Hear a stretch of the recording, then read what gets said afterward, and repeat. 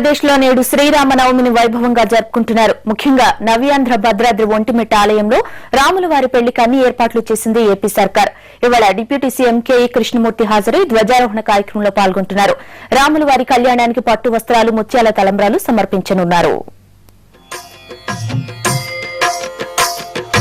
భద్రశైలరాజమందిర శ్రీరామచంద్ర బాహు మధ్య విలసితేంద్రియా.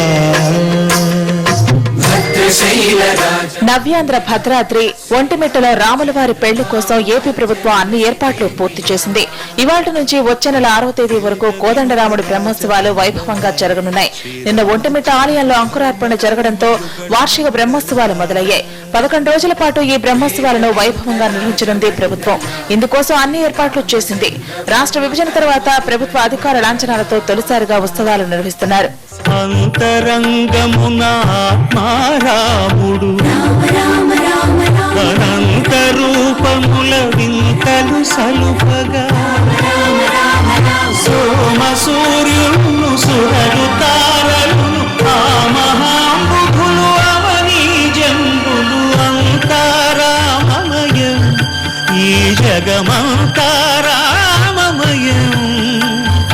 ఇవాళ శ్రీరామనవమి సందర్భంగా డిప్యూటీ సీఎం కేఈ కృష్ణమూర్తి ప్రభుత్వం తరఫున హాజరై ధ్వజారోహణ కార్యక్రమంలో పాల్గొంటున్నారు. రాములవారి కళ్యాణానికి పట్టు వస్త్రాలు, ముత్యాల తలంబ్రాలు సమర్పిస్తారు. అయితే ఒంటిమిట్టలో కళ్యాణం మిగతా ఆలయాల కంటే భిన్నంగా జరుగుతుంది. నవమి నాడు అభిజిత్ లగ్నంలో కాకుండా చైత్రశుద్ధ చతుర్దశి పౌర్ణమి వేళ రాత్రిపూట కళ్యాణం నిర్వహించడం ఆనవాయితీ. దీంతో ఆలయ సాంప్రదాయం ప్రకారం శ్రీరామనవమి నుంచి 6వ రోజున రాత్రి 6 బయట వెన్నెల్లో సీతారాముల కళ్యాణం నిర్వహిస్తున్నారు. ఏప్రిల్ 2వ తేదీన జరిగే సీతారాముల కళ్యాణాన్ని భారీ ఎత్తున నిర్వహించేందుకు ఆలయం దక్షిణ వైపున 14 ఎకరాల స్థలాన్ని చదును చేస్తున్నారు.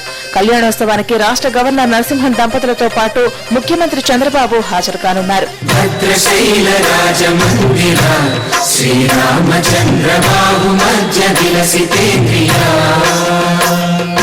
వేద వినుత రాజమండల శ్రీరామచంద్ర ధర్మ కర్మయుగళ మండల. వేద వినుత రాజమండల శ్రీరామచంద్ర ధర్మ కర్మయుగళ మండల.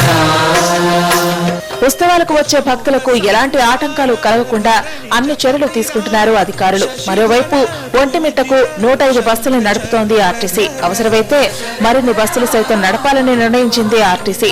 మొత్తానికి విభజన తర్వాత తొలిసారిగా జరుగుతున్న శ్రీరామనవమిని వైభవంగా నిర్వహిస్తోంది ఏపీ సర్కార్.